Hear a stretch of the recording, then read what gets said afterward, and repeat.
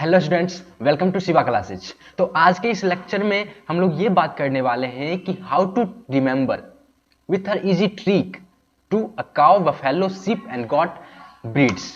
Means जो cow होते हैं, जो बफेलो होते हैं या जो शिप होते हैं या गॉट होते हैं, इसके नस्लों को, इसके ब्रीड को कैसे याद किया जाए। ठीक है, याद करने का क्या ट्रिक हो, इसके बारे में हम लोग बात करने वाले। बड़ी मेहनत लगी है इसमें, आप अच्छे से ध्यान रखना। और बहुत ही सिंपल इजी ट्रिक है। ठीक है, तो हम लोग पहले ज्यादा देरी न करते, हम लोग शुरू करते हैं, है ना। तो गायों के नस्ल के बारे में जानते हैं, ठीक है, काउ ब्रीड के बारे में जानते हैं। तो आपको ये पता होगा कि हाँ, ये गाय के हैं ब्रीड, ये भैंस के हैं, ये बकरी के हैं, ये भेड़ के हैं, ठीक है, जमुनापारी बकरी के हैं। क्लियर? तो ये तो आपको पता होगा, लेकिन कैसे याद किया जाए। अगर सीधा पूछ दिया जाए कि जमुनापारी किसके नस्ल है, तो बकरी के हैं नस्ल, तो कैसे याद रहेगा। या आपसे पूछ दिया जाए कि कुछ भेड़ के नस्लों को बारे में बताओ, ठीक है, भेड़ की नस्लों का कुछ 5 नस्ल के बारे में बता दो, ठीक है, बारे में नहीं, आप नाम ही बता दो, ठीक है, तो उस समय कैसे याद रखा जाए, ठीक है, कैसा ट्रिक हो, जिसके बारे में हम लोग बात करने वाले हैं। क्लियर ना। तो चलो हम लोग ट्रिक शुरू करने से पहले आप लोगों से एक गुजारिश करते हैं कि प्लीज वो लाइक का बटन होगा वो प्रेस कर देना, और सब्सक्राइब का बटन होगा वो भी दबा देना, है ना। देखो, क्योंकि ये जो टॉपिक है ये आपको कहीं भी उपयोगी हो सकता है। कोई भी कॉम्पिटेटिव एग्जाम दे रहे हो उसमें भी आपको काफी अच्छे से ये पूछा जाएगा। क्लियर? कॉम्पिटेटिव एग्जाम हो, फिर बीसीसी का दे दो, फिर आईसीआर का, सब में ये पूछा जाता है। तो आपको ये बहुत ही इंपॉर्टेंट होने वाला है। क्लियर ना। तो आपको ये ध्यान रखना है कि इसको अच्छे से ध्यान में रखें। क्लियर? क्लियर ना। चलो हम लोग आगे बात करते हैं। तो गायों के नस्लों के बारे में सबसे पहले बात करेंगे। किसके बारे में? तो गायों के नस्लों के बारे में। क्लियर? तो चलो हम यहाँ पे ट्रिक के बारे में बात करते हैं। ट्रिक के हिसाब से हम लोग पढ़ेंगे। तो ट्रिक क्या है वो देखो आप। ट्रिक है, शाही सिंधी रथ से गिर अमृत महल का छौरा हेलकर हरियाणा पार किया। क्लियर ना। अब देखो, शाही सिंधी रथ से, एक शाही सिंधी था, ठीक है, वो रथ से गिर अमृत महल का छौरा था, वो हेलकर, मतलब बहुत जगह लड़का बोला जाता है लेकिन बहुत जगह छौरा कहा जाता है, तो आपको याद रखना है बस, ठीक है, कि छौरा था। ठीक है, तो शाही सिंधी रथ से एक रथ था, ऐसे याद रखो कि एक रथ था जो शाही सिंधी की ओर से था, ठीक है, शाही घर से था शाही सिंधी, ठीक है, रथ से गिर, उस रथ से गिरा अमृत महल का छौरा था। अमृत महल एक जगह का नाम है, वहां का वो लड़का था, वो हेलकर हरियाणा पार किया। ठीक है, अब देखो, शाही सिंधी रथ से वो गिर गया, बगल में नदी था, ठीक है, अमृत महल का छौरा था वो, ठीक है, वो नदी पार करके, यानी हेल करके वो हरियाणा पार कर गया। ठीक है, इस तरह से कहानी बना के आप याद रखना है। अब बोले कि भैया ये तो याद हो गया कि शाही सिंधी रथ से, ठीक है, गिर अमृत महल हेलकर हरियाणा पार किया, ये तो याद हो गया। अब इसमें कैसे याद रखें कि हाँ ये नस्ल है, ये नस्ल है। तो कोई नहीं, घबराओ मत बस, ठीक है, अच्छे से बने रहो। पहले ये बता दो कि ये पसंद आया ना, ये पसंद आया ना कि शाही सिंधी रथ से गिर अमृत महल का छौरा हेलकर हरियाणा पार किया। अब ठीक है, अब देखो इसके बारे में बात करते हैं। देखो, शाही से आपको ऊपर में दिख रहा होगा शाही, ठीक है, तो शाही से आपको यहां साहिवाल हो गया। क्लियर? अब आगे बात करते हैं। सिंधी से देखो, रेड सिंधी, शाही सिंधी, तो शाही से साहिवाल और सिंधी से रेड सिंधी। क्लियर ना। अब देखो, रथ से रथी। क्लियर? रथ से रथी। फिर है से को हम लोग साइलेंट कर दिए, फिर गिर से एक गिर जाती, गिर नस्ल होती है, ठीक है, वो हो गई। फिर अमृत महल, एक अमृत महल जगह की नाम भी है और अमृत महल एक नस्ल की नाम भी है और वो वहीं पाए जाते हैं। क्लियर? फिर का को हम लोग यहाँ पे साइलेंट कर चुके हैं। फिर छौरा का बछौर हो जाएगा, ठीक है, छौरा का बछौर हो जाएगा, जो कि एक बिहार की नस्ल है। क्लियर? बछौर। फिर हेलकर से एक हेलकर नस्ल की है, ठीक है, गाय हो, ठीक है, फिर हरियाणा एक हरियाणा गाय है। क्लियर? फिर पार से हम लोग याद रखेंगे थार पारकर। क्लियर? थार से हम लोग क्या याद रखें, सॉरी, पार से हम लोग क्या याद रखेंगे, थार पारकर। फिर किया से हम लोग याद रखेंगे कंकरेज। क्लियर ना। अब देखो, शाही सिंधी रथ से गिर अमृत महल का छौरा हेलकर हरियाणा पार किया, एक सांस में। एक कहानी याद रखो कि शाही सिंधी रथ था एक, उससे गिर अमृत महल का छौरा, ठीक है, वो हेलकर हरियाणा पार कर गया, हेलकर हरियाणा पार कर गया। याद हो जाएगा। शाही से हो जाएगा साहिवाल, सिंधी से हो जाएगा रेड सिंधी, रथ से हो जाएगा रथी, से को साइलेंट रखेंगे यहाँ पे, फिर गिर से हो जाएगा गिर, फिर अमृत महल से हो जाएगा अमृत महल, का को हम लोग फिर साइलेंट रखेंगे, छौरा से हम लोग याद रखेंगे बछौर, फिर हेलकर से हम लोग याद रखेंगे हेलकर, फिर हरियाणा से याद रखेंगे हरियाणा जाति, ठीक है, फिर पार से याद रखेंगे थार पारकर, किया से याद रखेंगे कंकरेज। क्लियर हो गया होगा, है ना। चलो अब हम लोग यहाँ पे ये बातें हो गई। फिर हम लोग बात करते हैं विदेशी नस्ल। आपको ये तो पता होगा कि जितने भी नस्ल होती है, जो भी जाति के, जो भी नस्लें होती है वो दो प्रकार की नस्ल होती है। कौन कौन सी? एक देसी नस्ल और एक विदेशी नस्ल। अब देखो, देसी नस्ल को इंग्लिश में कहा जाता है क्या? देसी नस्ल को इंग्लिश में कहा जाता है या तो इंडियन से हो तो इंडियन ब्रीड कहा जाता है, या नहीं तो इसको हम लोग इंडिजीनियस ब्रीड कहते हैं। क्लियर? क्या कहते हैं? Indigenous breed. ठीक है, अब देखो यहाँ पे इंडिजीनियस ब्रीड के बारे में हो गया देसी नस्ल। फिर एक होता है विदेशी नस्ल। विदेशी नस्ल को इंग्लिश में कहा जाता है exotic breed. Clear? Exotic breed कहा जाता है। तो एक्जॉटिक ब्रीड मीन्स विदेशी नस्ल। ठीक है, एक्जॉटिक मतलब विदेशी नस्ल। तो विदेशी नस्ल ये तो हो गई देसी नस्ल के बारे में। हम लोगों ने जो ट्रिक दिया है वो है देसी नस्ल के बारे में, यानी इंडिजीनियस ब्रीड के बारे में। अब एक होती है एक्जॉटिक ब्रीड मीन्स विदेशी नस्ल।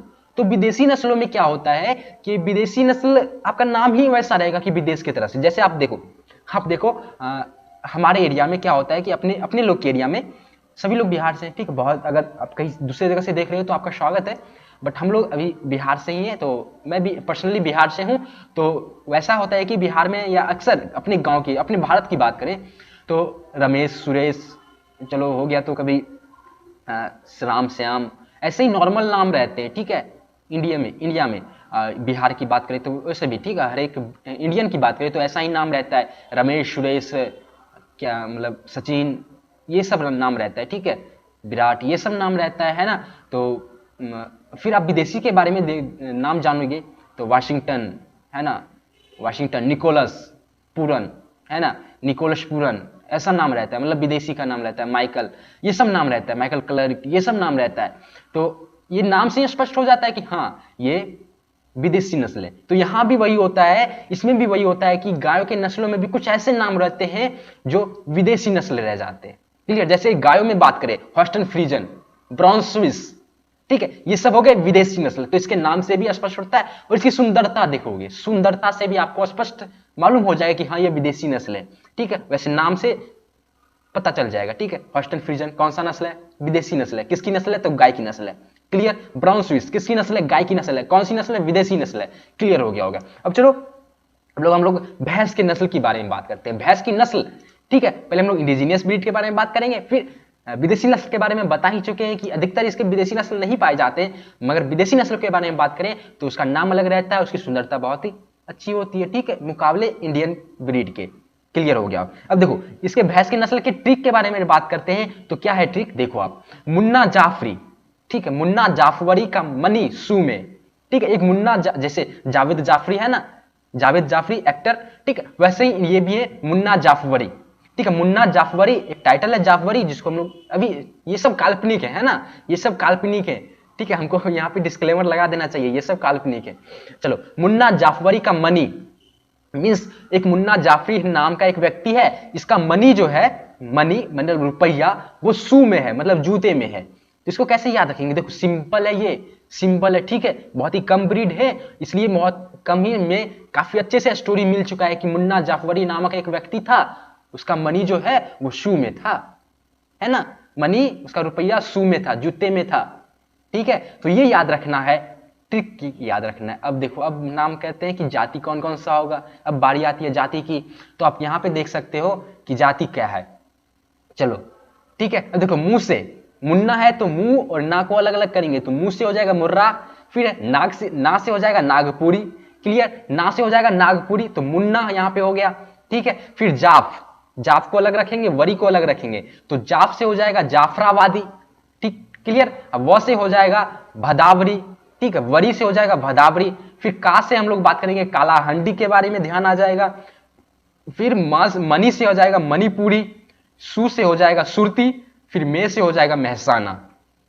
क्लियर? इसमें बात करें तो मुर्रा जो जाति है वो बहुत ही अधिक दूध देती है, साहिवाल भी दूध देने वाली है। क्लियर? तो ये हो गई बातें। क्लियर ना? अब देखो मुन्ना जाफरी का मनी सू में, ये भैंस के बारे में, भैंस की नस्लों के बारे में है। तो आप अगर इसको साइड भी कर दोगे, आप सिर्फ मेरी ओर देखो, तो मैं भी आपके सामने सुना के बताता हूं कितना इजी है, कितना इजी है। अगर भैंस की नस्ल के बारे में आपको याद रखना है तो बस एक बात याद रखना है, वो क्या है, वो लाइन क्या है कि मुन्ना जाफरी का मनी सू में। ठीक है, मनी सू में मुन्ना से, मुंह से हो जाएगा मुर्रा, ना से हो जाएगा नागपुरी, फिर जाफवरी की आई बारी। तो जाफवरी को दो भागों में बांटे, एक जाफ एक वरी। तो जाफ से हो जाएगा जाफराबादी, वरी से हो जाएगा भदावरी। क्लियर? फिर आया का के बारे में, तो का से होता है कालाहंडी। क्लियर? होता नहीं है, हमको याद रखना है, ठीक है, ठीक है, इतना आप याद नहीं कर सकते तो बस एक लाइन याद कर लो कि मुन्ना जाफरी का मनी सू में, तो जाप से हो जाएगा जाफराबादी, व से हो जाएगा भदावड़ी, का से हो जाएगा कालाहंडी, ठीक है, मनी से हो जाएगा मणिपुरी, क्लियर, सू से हो जाएगा सुरती, में से हो जाएगा महसाना। क्लियर हो गया, बस इतना ही याद रखना है। ठीक है, कॉम्पिटेटिव एग्जाम में इससे ज्यादा नहीं पूछेगा। कॉम्पिटेटिव एग्जाम में और क्या पूछता है, और ये पूछता है कि आपको ये ध्यान में रखना है कि हाँ कौन सी जाति, ठीक है, किसमें माहिर है, बस ये ध्यान रखना है। इसके लिए भी हम लोग ट्रिक बनाने की कोशिश कर रहे हैं, वो जारी है। तो जब भी बन जाए अच्छे से, आपके लिए इजी हो जाए, ठीक है, तो वो आपके सामने प्रकट हो जाएंगे। तो प्रकट होने के लिए आपको कैसे वो सूचना मिलेगी, तो कुछ नहीं करना है, बस चैनल को सब्सक्राइब कर लेना है।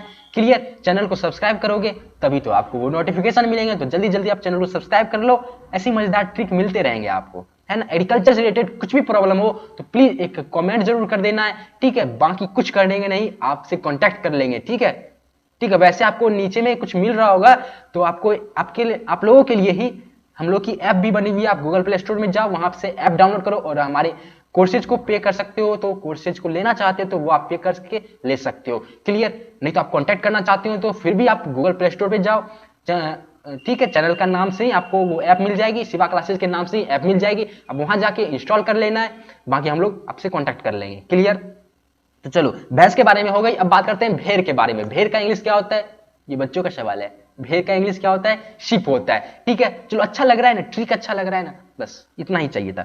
देखो ट्रिक इसका क्या हो गया, किसके बारे में बात कर रहे हैं, किसके बारे में बात कर रहे हैं, भेड़ों के बारे में। तो भेड़ों का ट्रिक क्या होता है, अब देखो छोटा पुगल सा, जैसे एक छोटा सा सा था जो पुगल के तौर से, जैसे मुगल सा रहता था ना, वैसे हम लोगों ने पुगल सा बनाया, क्योंकि ये काल्पनिक है ना। तो छोटा पुगल सा जैस मामा, मेरे मामा जैस मामा, ठीक है, ठीक है। तो मतलब छोटा पुगल सा था, छोटा मुगल सा रहता है, ठीक है। इसी प्रकार हम लोग यहाँ पे याद करने के लिए क्या रखे हुए हैं कि छोटा पुगल सा जैस मामा बाग में सोचो ना, ठीक है। एक मामा, एक भांजा है जो अपने मामा से कहता है कि जरा आप बाग में जाके सोचो ना। तो थोड़ा सम्मान बढ़ाने के लिए क्या क्या कहते हैं ना, विशेषण दिया गया है ना। तो उसके लिए विशेषण में क्या है, थोड़ा माखन लगाया गया है इसको, कि छोटा पुगल सा जैस मामा आप बाग में जाके सोचो ना, ऐसा है, ठीक है। तो इसको हम लोग क्या याद रखेंगे, किससे याद रखेंगे, छोटा से याद रखेंगे, छोटा नागपुरी। क्लियर, छोटा से याद रखेंगे छोटा नागपुरी, फिर पुगल से याद रखेंगे पुगल, फिर शाह से याद रखेंगे शाहवादी। आपको ये बता दें कि शाहवादी बिहार से है, इसलिए बताना अच्छा लग रहा है कि शाहवादी जो है वो एक ऐसी नस्ल है जो वर्णित है, ठीक। आपको एक और बात बता दें कि जो भेड़ की जो नस्ल है वो कुल 44 नस्ल ऐसे हैं जो वर्णित है, और कुछ 25% ऐसे नस्ल हैं जो अवर्णित है अभी भी। तो आपको ये जान के गर्व महसूस होगा कि बिहार की एकमात्र ऐसी नस्ल है शाहवादी, ठीक है, शाहवादी, जो बिहार की ओर से वर्णित नस्ल है, ठीक है। 44 नस्लों में ये आती है और ये वर्णित नस्ल है। क्लियर, बाकी 25% ऐसे भी इंडिया में ऐसे ब्रीड भी है, ऐसे नस्ल भी है भेड़ के जो अभी तक अवर्णित है, ठीक है, यानी डिस्क्राइब नहीं किया गया है। क्लियर, क्लियर ना, शाहवादी इसके लिए प्रसिद्ध है, तो आपको ये ध्यान में रखना है, ठीक है। फिर जैसे बात करें तो छोटा से हो गया छोटा नागपुरी, पुगल से हो गया पुगल, ठीक है, शाह से हो गया शाहवादी, जैसे हम लोग यहाँ याद रखेंगे जैसलमेर, ठीक है। फिर माँ से, एक मामा है तो माँ को अलग रखेंगे, माँ से हो जाएगा मारवाड़ी, फिर एक माँ से याद रखेंगे मालपुरा, ठीक है। फिर बाघ से आप ये भी एक साथ ही याद कर सकते हो, गंजाम भी। वैसे बाघ को अलग करोगे तो बालनगीर भी हो सकता है, फिर ग से गंजाम भी हो सकता है, ठीक है। अगर आप बालनगीर नहीं याद करना चाहते हो तो बाघ से गंजाम भी याद कर सकते हो एक ही साथ। क्लियर, फिर मेरे को यहाँ पे साइलेंट रखेंगे, सो से याद रखेंगे सोनारी, फिर चो से याद रखेंगे चौकला, फिर ना से याद रखेंगे नाली। क्लियर, तो ये इसका ट्रिक क्या हो जाएगा, छोटा पुगल, ठीक है, छोटा से छोटा नागपुरी। तो इसका सेंटेंस क्या याद रखना है कि छोटा नागपुरी, ठीक है, इससे हो जाएगा। सेंटेंस क्या याद रखना है, छोटा पुगल सा जैस मामा बाग में सोचो ना, ठीक है। सो से हो जाएगा सोनारी, चो से हो जाएगा चौकला, फिर ना से हो जाएगा नाली। क्लियर हो गया होगा। चलो अब बकरी की नस्ल के बारे में बात करते हैं, last but not a list. Clear, मतलब ये लास्ट है बट इससे और भी आगे जा सकते हैं, पोल्ट्री के बारे में बचा हुआ है, बट इसके वीडियो में यहीं तक रखेंगे। क्लियर, तो बकरी के नस्ल के बारे में बात करते हैं, ट्रिक जानते हैं क्या याद रखना है आपको, ठीक है। तो अजब सी मारवाड़ी, लोह पर्वत का गंजा चेंगू मीन्स अजब सी एक मारवाड़ी थी जो लोह पर्वत का गांजा था, वो चेंगू मतलब एक चेगू नामक था जो गांजा था, ठीक है, गंजा था, गांजा नहीं गंजा, ठीक है। एक चेगू नामक एक लड़का था, वो गंजा था, ठीक है। तो उसके लिए बहुत ही विशेषण, जैसे कहते हैं ना कि जैसे कोई किसी के जैसे कोई मतलब मासूम सा रहता है तो उसको कोई और उपमा दे दी जाती है, उपमा दे दी जाती है, ठीक है। जो मस्ती करने होता है तो मस्ती खोर, ठीक है, ठीक ऐसा होता है ना, उपमा दे देते हैं अपने फ्रेंडों के बीच। तो यहाँ भी आपका मान लो कि एक फ्रेंड है चेगू जो कि गंजा था, उसको उपमा दी गई है कि उसको फ्रेंड लोग ऐसे बुलाते थे कि अजब सी मारवाड़ी लोह पर्वत, जो गंजा था वो लोह पर्वत की तरह दिख रहा था, तो उसके उपमा में दी गई है कि अजब सी मारवाड़ी लोह पर्वत का गंजा चेंगू। देखो आप फोकस ध्यान से अच्छी देखो, हमको बनाने में बहुत हंसी आई थी, ठीक है, क्योंकि ऐसा जब बन चुका था तो फिर हम लोग पढ़ रहे थे तो बहुत हंसी आई थी। तो मुझे आशा है कि आपको ये उपमा देख के आपको जब समझोगे तो आपको हंसी जरूर आएगी, है ना, और याद भी हो जाएगी, क्योंकि ये फनी बातें आप देखो फिल्म में देखते हो तो कैसे याद रह जाती है फनी बातें, बहुत सालों तक याद रहती है ना। जब यार दोस्त एक साथ मिलते हैं तो एक दूसरे से वो बातें होती है, तो क्यों ना इसको भी आप अपने फ्रेंडों के बीच शेयर करो, और कभी भी बैठो तो आपको ये बोलना है कि देख लो वो सर क्या बताए थे, अजब सी मारवाड़ी लोह पर्वत का गंजा चेंगू। तो ऐसे याद रख, ऐसे आप शेयर करोगे एक दूसरे से फ्रेंड को, तो वो आपको दिमाग में बैठे रहेंगे। तो क्यों ना इस वीडियो को भी अपने फ्रेंडों को भी शेयर करो, वो भी इसको याद रखेंगे। तो जब भी आप मिलोगे तो वो बातें शेयर करोगे तो आपको और सालों तक याद रह जाएगी, है ना। तो चलो बकरी के नस्ल के बारे में बात कर रहे थे, तो अजब सी मारवाड़ी लोह पर्वत का गंजा चेंगू, अब इसके बारे में बात करते हैं कि कौन कौन से इसमें है, ठीक है। अजब, अ से हम लोग याद रखेंगे अलवरी, फिर ज से याद रखेंगे जमुना पारी, फिर ब से याद रखेंगे बाखरी। अजब देखो, अजब को हम लोगों ने 3 भागों में बांटा है, अ ज ब। अ से हम लोग याद रखेंगे अलवरी, ज से हम लोग याद रखेंगे जमुना पारी, ब से याद रखेंगे बाखरी, ठीक है। और ये मैं एक और वादा कर सकता हूं कि, और गारंटी भी ले सकता हूं कि ऐसा आपको कहीं और मिल नहीं सकता। और ये चैनल एकमात्र ऐसा चैनल है जो बिहार का, ठीक है, बीसीसी के लिए बहुत ही कारगर साबित होने वाला है आगे जाके, है ना। तो उसके लिए अगर आप बीसीसी की तैयारी करना चाहते हो तो आप इस चैनल को प्लीज सब्सक्राइब कर लो, ठीक है, और इसको रेगुलर देखते रहो। जो भी लेक्चर आते हैं वो बीसीसी के रिलेटेड ही रहते हैं, तो उसी में हम लोग स्टेट बोर्ड के जितने भी एग्जाम होते हैं, बिहार बोर्ड के जो भी एग्जाम होंगे उसके पर्पज से ही हम लोग पढ़ाते हैं, ठीक है, क्लियर ना। तो देखो ब से हो गई बाकरी, ठीक है, फिर हम लोग सी से बात करते हैं, सिरोही हो जाएगी, फिर मार से हो जाएगी मारवाड़ी, फिर वरी से हो जाएगी शेखावरी, ठीक है, लौह से हो जाएगी लोही, फिर पर्वत से हो जाएगी पर्वतसरी, ठीक है, फिर गंजा से हो जाएगी गंजाम, क्लियर, चेगू से हो जाएगी चेगू, ठीक है। एक होते हैं बकरी के, और चेगू की बात करें, चेगू एक ऐसी नस्ल है जो पश्मीना पैदा करती है। पश्मीना की बात करें तो पश्मीना वो होती है जो कश्मीरी, आप शॉल देखे हो कश्मीरी शॉल, तो उसको ही कहते हैं पश्मीना शॉल, ठीक है, उसी का मतलब पश्मीना मीन्स कश्मीरी। तो कश्मीरी जितने भी उल प्रोडक्शन होते हैं वो उसे पश्मीना ही कहा जाता है। तो ये बकरी ऐसी नस्ल है, बकरी की ऐसी नस्ल है, एक चेगू बहुत अच्छी पश्मीना पैदा करती है, क्लियर, क्लियर ना। तो आपको बस ये ध्यान रखना है कि चेगू किसके लिए माहिर है, गंजाम किसके लिए माहिर है, ठीक है, मारवाड़ी किसके लिए प्रसिद्ध है। जमुना पारी की बात करें तो जमुना पारी एकमात्र ऐसी नस्ल है जो बहुत ही लंबी होती है, ठीक है। तो ये याद रखना है कि जमुना पारी की क्या खासियत है कि वो बहुत ही लंबी होती है, क्लियर ना। तो चलो चलिए, बस शुक्रिया, देखने के लिए बहुत बहुत धन्यवाद, और कहीं ना कहीं आपको ही ये सहूलियत मतलब ये सुविधा प्रदान होगी। तो ये हो गई बातें, तो आज के लिए बस इतना ही रहने देते हैं, कल तक के लिए नमस्कार। और बाकी अगर कुछ भी प्रॉब्लम होती है तो वो आप देख लेना, ठीक है, कमेंट कर देना कि कैसा लगा आपको ट्रिक, या फनी लगा, या कैसा लगा आपको ये ट्रिक, तो आप ये भी बता देना, ठीक है, ताकि मुझे मोटिवेशन मिल सके। बाकी और भी जो आय की नस्लें हैं उसके बारे में हम आपको बता दें, ठीक है। तो आप लोगों के लिए ये काउ बफेलो शीप गॉट के नस्लों को याद करने का बहुत ही इजीएस्ट ट्रिक मिल चुका है, ठीक है। तो आज के लिए बस इतना ही रहने देते हैं, कल तक के लिए नमस्कार। अगर आप नए हो चैनल पे तो प्लीज सब्सक्राइब कर लो, बेल आइकन को प्रेस करना बिल्कुल मत भूलना। अगर आप बीसीसी का प्रिपरेशन करना चाहते हो तो प्लीज प्लीज प्लीज इस चैनल पे बने रहना है, क्योंकि बीसीसी के लिए बहुत अच्छी आने वाली है, बहुत अच्छी न्यूज आने वाली है। जो बीसीसी का प्रिपरेशन करना चाहते हैं, जो अभी 12th का एग्जाम देंगे, उसके बाद अगर बीसीसी का एग्जाम देना होता है तो उसके लिए, ठीक है, बीसीसी देखो प्रॉपर हम लोग बात कर लेंगे बीसीसी के बारे में, तो उसके लिए हम लोग स्पेशल वीडियो बना हुआ है, आपको नीचे मिल जाएगा कि बीसीसी क्या होता है, उसे क्या करना होता है। मैं अभी बता दूं कि बीसीसी करने के बाद आपको बीएससी एजी के लिए, आपको एजी हॉर्टिकल्चर फिशरीज ये सारे के लिए आपको ये कॉलेज प्रोवाइड करवाती है बीसीसी के रिगार्डिंग। जैसे जेई मेंस का देते हो उसी प्रकार ये भी होता है, ये बिहार लेवल पे होता है बीसीसी, ठीक है। बाकी डिस्क्रिप्शन में चेक कर लेना, डिस्क्रिप्शन चेक करना बिल्कुल मत भूलना, क्योंकि कुछ इसमें मिस्टेक हो जाती है, बोलने में या बताने में कुछ दिक्कतें मतलब छूट जाती है, तो वो मैं डिस्क्रिप्शन में दे देता हूँ, या कुछ स्टडी मटेरियल दे देता हूँ जो आपके इसके अलावा काम आ सकते हैं। तो प्लीज डिस्क्रिप्शन चेक करना बिल्कुल मत भूलना, उसकी बातों को अच्छे से ध्यान रखना। क्लियर? तो आज के लिए बस इतना ही देते हैं, कल तक के लिए नमस्कार। देखते रहिए सेवा क्लासेस और हंसते रहिए, मुस्कुराते रहिए। धन्यवाद।